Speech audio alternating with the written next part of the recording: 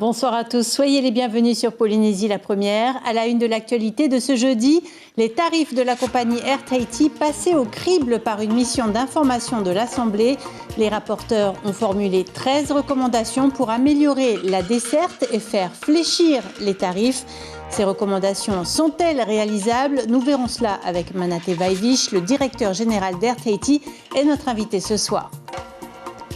L'esprit de Noël gagne les cœurs des entrepreneurs en cette fin d'année. Un salon de coiffure de Papeete proposait un relooking gratuit aujourd'hui aux personnes sans domicile fixe. La solidarité aussi à la présidence. Ce soir, un dîner est offert aux plus démunis. Le président du pays et ses ministres tiennent à servir eux-mêmes leurs invités. Nous serons en direct avec Ayata Tarahu et le président Edouard Fritsch. L'association Social Police 2000, elle, répond aux besoins des enfants. Vous verrez leurs yeux briller. 200 bambins des quartiers de Papeete ont accueilli le Père Noël en personne ce matin. Et puis elle était sur notre plateau mardi. La chef Babette de Rosière est sur le terrain pour répertorier et valoriser nos talents culinaires. L'une de nos équipes l'a suivie au marché de Papeete et dans un restaurant du front de mer. Les conditions tarifaires d'Air Tahiti épluchées par 4 élus de l'Assemblée, c'est une première pour ce transporteur aérien en situation de quasi-monopole. Pour permettre cette mission d'information, la compagnie locale a ouvert ses portes. Parmi les reproches des voyageurs, des tarifs trop élevés, une qualité de service qui se perd ou encore des difficultés avec le fret. Les détails avec Ayata Tarahu et Patita Savea. Ça fait combien? 59 105 francs. Ça fait cher les vacances ou ça va? Oh, avec tous les prix tarifs réduits, ça va. Sans réduction, les vacances auraient coûté plus de 80 000 francs. Des tarifs trop élevés, ils sont nombreux à le penser. Au niveau du tarif des billets d'avion? Cher. Il faut revoir les prix des îles Tuamotu. Vous allez sur quelle île? Kauai. Kauai. C'est pas moi. Alors, comment c'est les prix? C'est cher? C'est pas cher? C'est cher, c'est trop cher. Il y a combien votre billet d'avion? 31 000. C'est cher pour vous? Oui, c'est cher pour nous. D'accord. Pour un aller-retour. Vous pensez que la compagnie peut encore faire des efforts? Ils peuvent faire des efforts, mais avoir à des prix différents, on va dire, pour les résidents et pour les étrangers. Alors la politique tarifaire d'Air Tahiti serait-elle abusive? Sur 12 des 47 îles desservies, le transporteur aérien est totalement libre d'appliquer le tarif qu'il souhaite, à condition de ne pas dépasser le plafond fixé par le pays. Pour un aller-retour Papeete-Tikehau, par exemple, 90% du prix total alimente les caisses de la compagnie. Disons qu'ils ont quand même bien gagné les années passées. Ils ont fait un bon chiffre d'affaires. Donc se gaver est un mot peut-être qui est trop fort, mais ils ont gagné de l'argent, ça c'est sûr. Par contre, s'ils veulent continuer à perdurer, il va falloir qu'ils revoient leurs tarifs. Autre préconisation pour alléger le portefeuille du voyageur, faire participer l'État au Fonds de continuité territoriale aérienne interinsulaire au nom de la loi sur l'égalité réelle outre-mer. Alimentée aujourd'hui par la fameuse taxe de contribution de solidarité, elle représente 0,5% du prix du billet d'avion. La loi est applicable à la Polynésie. La Polynésie fait partie des collectivités d'outre-mer qui y ont accès. Le problème, c'est qu'effectivement, l'État n'a pas donné les moyens, pas encore. Et c'est donc là le travail aussi des parlementaires. Les parlementaires devront absolument porter le sujet. Parmi les recommandations aussi, la taxe d'aéroport qui devrait être renégociée. Après 60 ans d'existence, la compagnie aérienne Interrail doit être plus soucieuse des attentes de ses clients qui demandent davantage de considération. Et on va en parler tout de suite avec vous, Manaté Vaivish. Bonsoir, bienvenue. Bonsoir. Vous êtes directeur général d'Air Tahiti. 13 recommandations dans ce rapport. Est-ce que vous y êtes sensible? Est-ce que vous pourriez accorder des tarifs plus avantageux aux résidents, par exemple? Oui, alors il faut comprendre que nous avons travaillé dans un environnement très particulier ces dernières années, dans la mesure où nous avions énormément de lignes déficitaires, faut-il le rappeler. Sur les 47 îles que nous desservons, il y en a à peu près une quarantaine sur lesquelles Air Tahiti perdait de l'argent compte tenu de l'éloignement, de la faiblesse des trafics, et que donc il y avait quelques lignes rentables. Bon, depuis, vous avez été aidé par le pays. Nous avons demandé depuis longtemps au pays de, quelque part, un petit peu devenir en soutien de ces déficits. Et le pays a fini par nous entendre. comprendre à l'aune de ce qui s'est passé avec le Covid.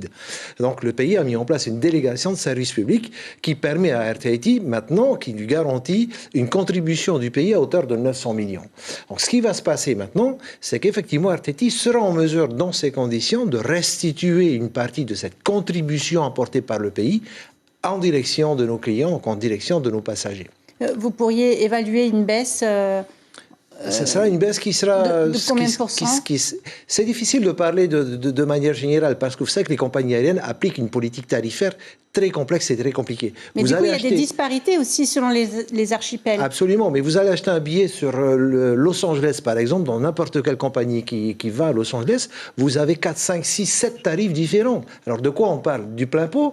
Le plein pot, très peu de gens le payent. Il faut savoir que notre clientèle résidente a plus de 50% ne payent pas le plein tarif. Notre clientèle bénéficie déjà de tarifs réduits. Mais nous allons encore faire des efforts à ce niveau-là. Oui, parce que vous couvrez une zone de libre concurrence et donc une zone de désenclavement. Dans cette zone, les sièges proposés au tarif bleu sont rares. Vous pourriez ouvrir plus largement cette classe de réservation, par exemple ? Oui, c'est bien ce que nous avons l'intention de faire, c'est-à-dire rendre en fait les tarifs réduits encore plus accessibles qu'ils ne le sont aujourd'hui grâce à la contribution apportée par le pays. Bon, faut savoir que la compagnie a quand même traversé 2 années de crise sanitaire qui l'ont un peu mise à genoux. Nous avons perdu sur ces 2 années 3 milliards de francs. Il faut le savoir, nous avons continué d'assurer le service, c'est vrai, avec une aide du pays, mais voilà, le contexte est en train de changer avec la mise en place de cette délégation de service public qui va nous permettre effectivement d'être plus offensif au niveau des tarifs. Autre recommandation, augmenter la franchise bagage, accorder 15 kilos au lieu de 10. Certaines destinations le permettraient comme l'IATA. Est-ce que vous allez y réfléchir ? Ça fait partie des solutions que nous sommes... Vous prenez en compte ces recommandations ? Mais absolument, absolument. On l'a annoncé hier soir, la société Natileva et sa compagnie Air Moana veut s'implanter. Elle compte desservir 21 destinations à partir du mois d'avril. Comment est-ce que vous appréhendez cette concurrence qui s'annonce ? De manière assez sereine, je dirais. Maintenant, bienvenue à cette nouvelle compagnie qui va faire comme nous, c'est-à-dire affronter toutes les difficultés que l'on peut avoir quand on gère une compagnie aérienne en Polynésie française. C'est Christian Vernodon qui sera PDG, votre ancien PDG à Air Tahiti. Vous êtes surpris ? On a été effectivement très surpris d'apprendre que le créateur d'Air Tahiti se retrouve maintenant en situation de créer la concurrence à la compagnie qu'il a créée. Qu'est-ce que vous ressentez du coup ? Un étonnement. On se demande pourquoi, ce qui se passe. Voilà. Un dernier mot sur la situation sanitaire. Le variant Omicron est probablement en train d'arriver. Oui. Et on n'en a pas tout à fait fini avec le Delta. Comment ça se passe pour vous avec l'instauration du pass sanitaire ? C'est compliqué, puisque effectivement il y a des restrictions au déplacement des gens. C'est le but de la mesure. Le but, c'est de faire en sorte que tout le monde soit vacciné. Donc forcément, il y a un frein au voyage localement. Et ce frein vient, d'une certaine façon, perturber effectivement les flux de trafic que nous enregistrons. Merci beaucoup, Manate Vaivich, pour toutes ces précisions. Cette information politique, Gaston Floss veut être officiellement inscrit sur les listes électorales de Papeete. Malgré sa condamnation à 5 ans d'inéligibilité dans l'affaire de la citerne d'Erima, le Vieux Lion se lance ainsi dans la course aux législatives de juin 2022. Il a reçu aujourd'hui le récépissé de sa demande d'inscription. Réduire les délais d'attente pour obtenir un document foncier, mieux informer un porteur de projet sur les aides disponibles, adapter la scolarité au contexte polynésien, des problématiques concrètes abordées lors des rencontres Océan d'innovation qui se sont achevées aujourd'hui à Otumauro. 150 chefs d'entreprise, porteurs de projets, associations environnementales ou encore représentants des administrations veulent mettre en place des stratégies d'innovation et de développement, comme l'explique Laïsa Pautehea et Théa Frogier à Heidienko. Quelle a été ma surprise quand je suis arrivée, que j'ai vu que c'était sur l'innovation en Polynésie française. Comment faire pour améliorer toutes ces choses-là? Et nous, on est dans le combat justement de l'environnement, de la culture. Et c'est vraiment l'endroit où il faut être et de partager et de pouvoir donner son avis et de travailler en équipe. Parce qu'il y a plusieurs corps de métier et c'est génial. Même si on est dans un domaine très particulier qui est celui de l'innovation, c'est de toujours conserver en filigrane ces objectifs de développement durable et on rajoute le volet inclusif pour pouvoir finalement soit être acteur de l'innovation, soit être bénéficiaire de l'innovation en Polynésie française. Non, c'est non. Le concours proposé sur le réseau social TikTok est sans équivoque. Une vidéo sur le thème du consentement sexuel devra durer au maximum 1 minute. Danse, chant, poésie. Les candidats ont jusqu'au 27 janvier pour participer à ce défi proposé par la Direction des solidarités, de la famille et de l'égalité. Regardez cet extrait.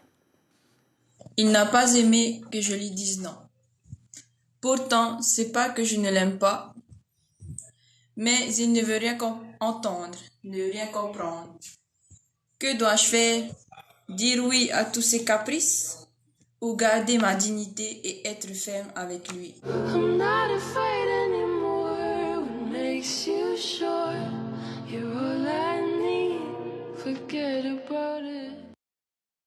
L'esprit de Noël gagne le monde de l'entreprise. Un coiffeur de Papeete proposait aujourd'hui d'offrir un petit relooking aux personnes sans domicile fixe. Adieu barbe et cheveux longs. Objectif, gagner en estime de soi et se donner du courage pour bien entamer la nouvelle année. Reportage James O et Patita Savea. La nouvelle s'est répandue comme une traînée de poudre. Ce matin, en plus du petit déjeuner, les personnes sans domicile fixe ont bénéficié d'une coupe de cheveux. Un service offert par Tevita, originaire de Fidji, coiffeur barbier à Papeete. Ce matin, on a commencé à 6h30. Quand on est arrivé, il y avait un peu de monde. On a décidé de déjà commencer parce que normalement, c'était prévu pour 7h ou 7h30. Et après, il y avait déjà du monde, alors on a bien commencé à 6h30. Je suis venue pour me arranger mes cheveux. Mais ils sont pas bien comme ça? Oui, non, pas vraiment. Mais ça fait quand même assez bien longtemps que j'ai envie de m'arranger un peu les cheveux. Un geste de solidarité bien apprécié en cette période de l'année. Mais au-delà des fêtes, certains y voient au travers de cette action une opportunité pour trouver un emploi. Tu penses qu'avec une belle coupe, tu peux avoir un travail? Bah oui, c'est possible. Hein. C'est mieux. Devant les patrons, il faut être bien. Voilà, c'est tout. Voilà. Il faut toujours être propre. Hein. C'est ça. Hein. C'est compliqué d'être propre, d'être beau quand on habite dans la rue? Bah oui. C'est compliqué. Quand tu n'es pas propre, tu vas devant un patron, il ne va pas le voir. Hein. Voilà, c'est ça. Ce ne sont pas tellement compliqués, en fait, ce sont des meilleurs clients, en fait, je crois. Après, il faut confiance en nous. Et on aime aussi ça. Après, on essaie de faire les petits styles selon la forme de leur tête, le visage. Et des fois, il fait des requêtes, on fait ce qu'il veut. Cette opération solidaire a été initiée en 2018 par plusieurs coiffeurs de Tahiti, puis s'est poursuivie en 2019. Cependant, elle n'a pas pu se tenir l'an dernier en raison de la crise sanitaire. La solidarité aussi du côté de la présidence. Depuis un peu plus de 2 heures maintenant, le président Fritsch et ses ministres mettent la main à la pâte pour offrir un dîner aux plus démunis. On va rejoindre tout de suite Ayata Tarahou. Bonsoir Ayata. Est-ce que les personnes sans domicile fixe ont répondu à l'invitation du gouvernement ? Oui, bonsoir Cybèle. Eh bien, ce soir, 150 personnes sont présentes ici à la présidence sur les 240 attendues. Ça y est, ils ont été servis, ils ont commencé à manger. Ce soir, vous le voyez, les politiques se sont transformés en lutin. Alors, qu'est-ce qu'il y a au menu? Eh bien, il y a de la purée, du rôti de veau et de la dinde. Et bien sûr, en dessert, des bûches de Noël. Ce dîner permet notamment aux sans domicile fixe de profiter d'un petit break, traduisez une petite pause dans leur quotidien qui n'est pas toujours évident tous les jours. Ils sont dans la rue. Monsieur le Président Yarana, merci d'être avec nous. Vous avez formulé un vœu lors de votre discours, c'était que l'année prochaine, eh bien, plus personne ne soit dans la rue. Est-ce que vous pensez que ce vœu sera concrétisé l'année prochaine? Non, je ne pense pas l'année prochaine. Mais c'est bon d'émettre le vœu en permanence parce qu'effectivement, je crois qu'à terme, il faut que ces gens disparaissent de la rue. Donc ceci veut dire effectivement que le gouvernement doit accélérer ses programmes de construction, comme vous l'avez vu tantôt, vous l'avez entendu en tous les cas, l'immeuble que nous devons construire du côté de Wairatoa, les aménagements que nous devons faire du côté de Raimanutaya devraient faciliter justement la prise en charge de ces personnes et surtout dans des conditions normale. C'est-à-dire qu'effectivement, le but étant que ces foyers puissent les garder chez eux et ne plus voir ces gens traîner dans la rue, car c'est pas bien pour tout le monde, c'est pas bien pour eux, mais c'est pas bien pour nous en plus. Donc voilà, je pousse parce que j'ai vraiment envie de les aider. Ce soir, c'est une soirée familiale, donc voilà, je me permets de leur dire ce que j'ai sur le cœur. Vous avez dit aussi bienvenue chez vous à la présidence et malheureusement, ils investissent ce lieu une seule fois par an. C'est vrai, c'est vrai. Tout à l'heure, un des leurs d'ailleurs m'a demandé, bon, on ne peut pas essayer de faire ça pour le 29 juin et puis on ne peut pas essayer, voilà. Non mais c'est vrai qu'on devrait le faire plus souvent, mais spécialement à Noël, je ne veux pas rater cette occasion parce que vous et moi, et ceux qui nous regardent, Noël, c'est quand même le moment où on peut se dire beaucoup de choses en famille, des remerciements, dire notre joie, partager nos soucis. Et ce soir, comme je leur disais, vous êtes ma famille, nous sommes ensemble ici et je veux partager ce moment de plaisir avec vous, ce moment de solidarité, car nous sommes nombreux. Il y a le gouvernement, il y a l'Assemblée, mais il y a aussi les sponsors qui sont là, ceux qui prennent en charge ces personnes qui ont besoin de tellement de chaleur, ils ont besoin d'accompagnement. Merci beaucoup, Edouard Fritsch, d'avoir répondu à nos questions ce soir.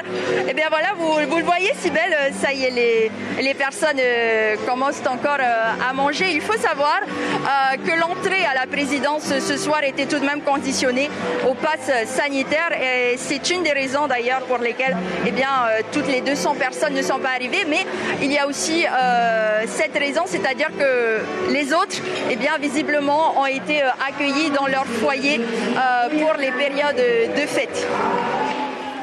Merci beaucoup Ayata, merci également à Marouki Duri derrière la caméra. L'esprit de Noël toujours avec l'association Social Police 2000 qui s'adresse cette fois aux enfants. 200 bambins de 13 quartiers sensibles de Papeete ont reçu cadeaux et friandises ce matin.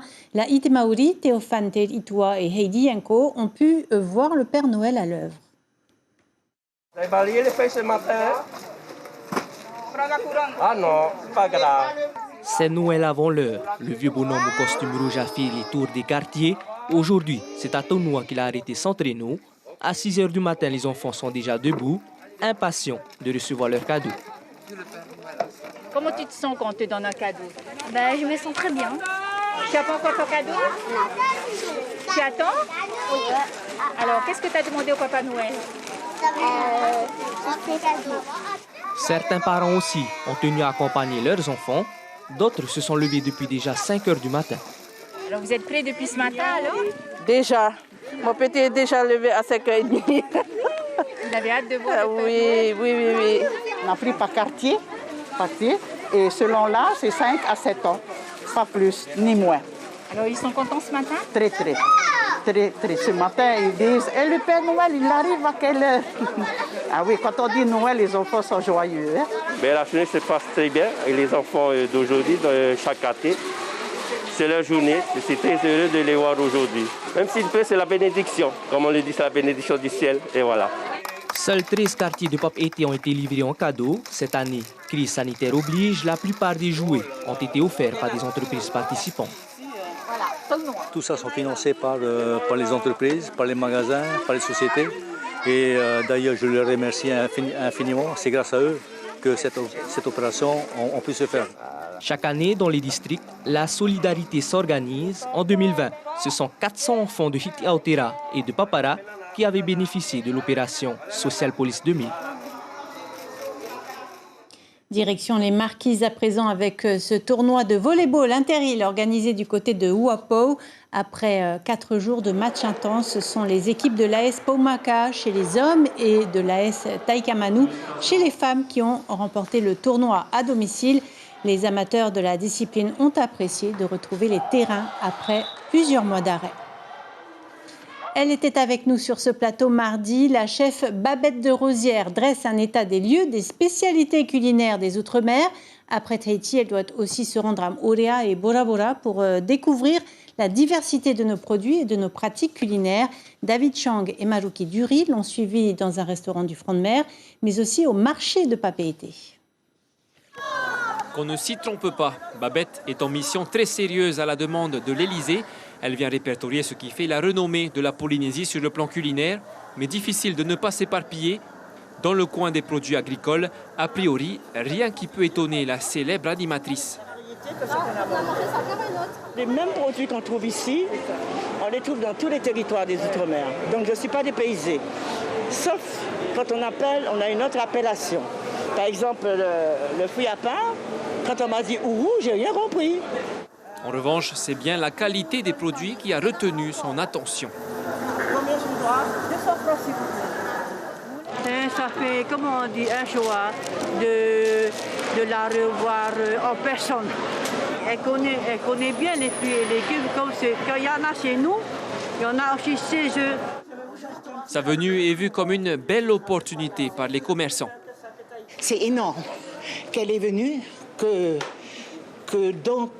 nos préparateurs, nos cuisiniers, nos jeunes cuisiniers qui se lancent l'école de cuisine à Punaouia, apprendre nos jeunes à toujours aller plus loin, chercher. Il y a plein de mille choses à mélanger. Il faut oser le faire comme elle fait, cette dame. Oser, c'est l'adjectif qui décrit la carte de ce restaurant avec des plats innovants à base de produits locaux, tout pour séduire Babette. La culture d'un pays se lit dans son assiette. Donc cette vraie culture gastronomique, on va pouvoir non seulement protéger, mais promouvoir. Et sur un plan national et international, puisque nous vivons des clichés tout le temps. On ne peut pas clicher comme ça des pépites que nous sommes. Babette est ensuite allée à Bora Bora. Elle y restera 2 jours pour finir sa mission. L'information principale de cette édition, les tarifs de la compagnie Air Tahiti passés au crible par une mission d'information de l'Assemblée. Les rapporteurs ont formulé 13 recommandations afin d'améliorer la desserte et de diminuer les tarifs du transporteur aérien en situation de quasi-monopole. À la une de vos quotidiens, demain, la dépêche titre « Aborder 2022 avec ambition » en parlant d'Air Tahiti Nui et Tahiti Info, c'est poison dans nos jardins.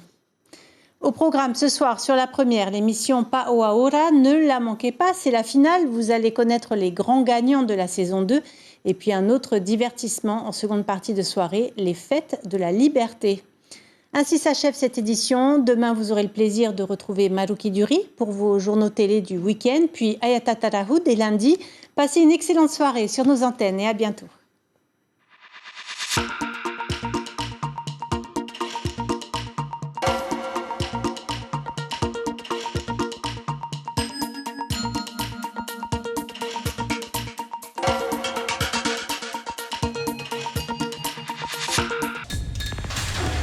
L'information en continu sur Polynésie la première, Internet et réseaux sociaux.